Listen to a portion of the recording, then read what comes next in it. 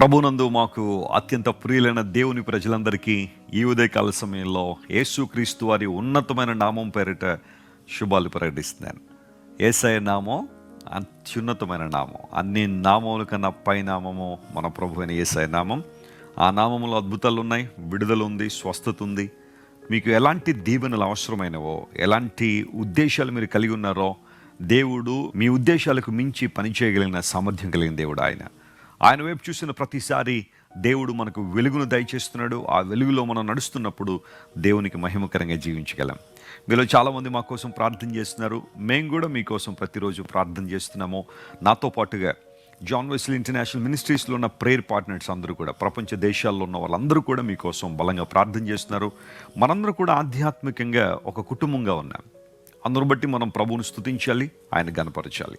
ప్రతిరోజు వాగ్దాన సందేశాల ద్వారా మీలో చాలామంది విశేషంగా దీవించబడుతున్నారని విని నేను ప్రభువును స్తుతిస్తూ, దేవుడు మాకు ఇచ్చిన బాధ్యతను బట్టి, ఆయన మాకు అనుగ్రహిస్తున్న కృపలన్నిటిని బట్టి ఆయనకు మహిమ చెల్లిస్తున్నాం. ఈరోజు వాగ్దానం చదువుకుందామా? పరిశుద్ధ గ్రంథాలు తెరిచి 143వ కీర్తన 8వ వచనం చదువుతాం. Psalm 143 and verse 8. నీ యందు నేను నమ్మిక ఉంచి ఉన్నాను, ఉదయమున నీ కృపావార్తను నాకు వినిపింపుము. నీ వైపు నా మనస్సు నేను ఎత్తుకుని ఉన్నాను, నేను నడువవలసిన మార్గము నాకు తెలియచేయము. ఇది ఒకంత ప్రార్థనగా మనకు అనిపించినప్పటికీ కూడా, ఈ వచనాన్ని క్షుణ్ణంగా మనం పరిశీలన చేస్తే, మనం దేవుని యందు నమ్మిక ఉంచినప్పుడు, ఆయనకు దగ్గరగా వచ్చినప్పుడు, ఆయన ఎలాంటి మేళ్ళు మన జీవితంలో క్రొమ్మరిస్తారో స్పష్టంగా మనం చూడగలుగుతున్నాం. ఉదయమున నీ కృపావార్తను నాకు వినిపించుము. 2003 సంవత్సరంలో మన పరిచర్య నుండి ఒక ద్విమాస పత్రిక రిలీజ్ చేయడం జరిగింది. మన ఆత్మీయ తండ్రి గారు ప్రార్థన చేస్తున్నప్పుడు, దేవుడి వచనాన్ని పదే పదే జ్ఞాపకం చేస్తున్నప్పుడు, ఆ ద్విమాస పత్రికకు ఏ పేరు పెట్టాలి అని ఆలోచన చేస్తూ ఉండగా, దేవుడిచ్చిన నడిపింపును బట్టి క్రీస్తు కృపావార్త అనే ఆ పేరు పెట్టడం జరిగింది. ఆ మ్యాగజైన్ అనేక మంది జీవితాల్లో మేలు కలుగు చేస్తుంది. చాలా కుటుంబాలు ప్రతి 2 మాసాలకు ఒకసారి అనేక కుటుంబాలను ఆ పత్రిక దర్శించడం వలన వాక్య సత్యాలు చాలామంది తెలుసుకుంటున్నారు. ప్రియులరా, కృపావార్తను వినిపించే దేవుడు, కృపగల వార్త. ఇంగ్లీష్లో లవింగ్ కైండ్నెస్ అనే పదం, కెసేద్ అని హిబ్రూలో ఆ మాట రాయబడి ఉంటుంది. కైండ్నెస్, దేవుని కృప, ఆయన దయతో కూడిన వార్త దేవుడు మనకు వినిపింపజేస్తున్నాడు. వార్తాపత్రికలు చదువుదామని అలా తెరవగానే ప్రతిరోజు ఎన్నో దుర్వార్తలు మనం చూస్తూ ఉంటాం.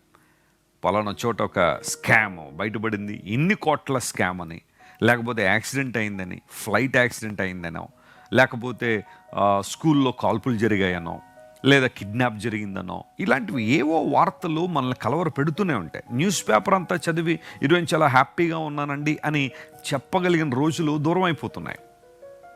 ఎక్కడో చోట ఏదో రకమైన దుర్వార్త మనిషిని కలవరపెడుతూనే ఉంది. అయితే దేవుని సన్నిధిలో మనం కూర్చున్నప్పుడు, ఉదయమున, ఆ మాట మీరు జాగ్రత్త గమనించాలి. ఉదయమున హిబ్రూలో బుకర్ తోఫ్ అంటే గుడ్ మార్నింగ్ అని అర్థం. బుకర్ అనగా ఉదయం. ఆ సందర్భాల్లో నేను ఇజ్రాయెల్ వెళ్ళినప్పుడు అక్కడ వారిని ఎవరైనా విష్ చేయాలంటే ఉదయాన్నే లేవగానే గుడ్ మార్నింగ్ అని ఇక్కడ ఎలా చెబుతామో, హిబ్రూలో బుకర్ తోఫ్ అనే మాట చెబుతారు. తోఫ్ అనగా గుడ్, మంచి అని, బుకర్ అనగా మార్నింగ్ అని. బుకర్ తోఫ్. ఉదయమున నీ కృపావార్తను వినిపించే దేవుడు ప్రభువా. నిజమే. ఒకవేళ ఈరోజు నీ జీవితంలో కృపగలనే వార్త విని చాలా కాలం అయిందేమో.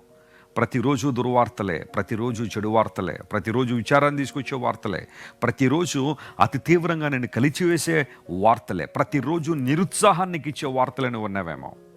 But the Lord is speaking to you this morning. దేవుడు ఈ ఉదయకాలం నీతో మాట్లాడుతున్నాడు. నువ్వు కృపావార్తను వింటున్నావు. ఆమేన్.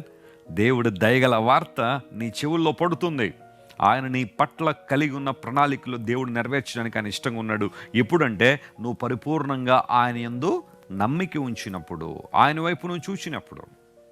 చాలాసార్లు మన నమ్మిక లోక సంబంధమైన వ్యక్తుల మీద పెట్టుకుని దేవుని నుండి మంచి వార్తలు వినాలని ఆశిస్తూ ఉంటాం. దేవుని నుండి అద్భుతాలు పొందుకోవాలని ఆశిస్తున్నాం. తిరిగేదంతా లోకంలో, చేసేవన్నీ లోక సంబంధమైన పనులు, కానీ ఆశీర్వాదాలన్నీ దేవుడి దగ్గర నుండి రావాలని కోరుకుంటాం. లేఖనం సెలవిస్తూ ఉంది, నువ్వు దేవుని యందు నమ్మిక ఉంచినప్పుడు, నీ రక్షకుడైన దేవుని యందు విశ్వాసం ఉంచినప్పుడు, నీ కొరకు సిలువలో మరణించిన యేసుక్రీస్తు నందు విశ్వాసం ఉంచినప్పుడు, 3వ రోజున మరణాన్ని జయించి తిరిగి లేచిన దేవుని యందు పరిపూర్ణమైన నమ్మిక ఉంచినప్పుడు కదా నువ్వు దేవుని కృపావార్తను వింటావు.